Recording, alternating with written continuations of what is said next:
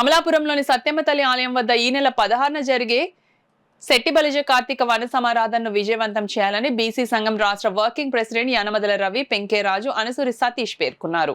శెట్టిబలిజ కార్తీక వన సమారాధనలు సంఘీయుల ఐక్యతకు, సంస్కృతి, ఆచార వ్యవహారాల పరిరక్షణకు తోడ్పడాలని బీసీ సంఘం రాష్ట్ర వర్కింగ్ ప్రెసిడెంట్ యనమదల రవి, పెంకేరాజు, అనసూరి సతీష్ పేర్కొన్నారు.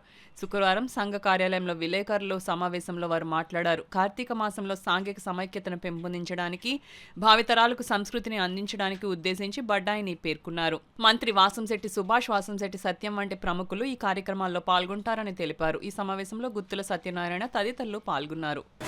వాసంశెట్టి సత్యం గారు మరియు మంత్రివర్యులు వాసంశెట్టి సుభాష్ గారి ఆధ్వర్యంలో మరి ఈ నెల 16వ తారీఖు ఆదివారం మరి సత్యం తల్లి గుడి అమలాపురం నందు సత్యం తల్లి గుడి వద్ద జరుగు ఈ కార్తీక వన సమారాధనకు మరి ఈ కాకినాడ జిల్లా నలుమూలల నుండి కూడా మరి శెట్టిబీలు సంఘీయులు అందరూ కూడా హాజరై ఈ కార్యక్రమాన్ని విజయవంతం చేయవలసిన ఆవశ్యకత ఎంతైనా ఉంది.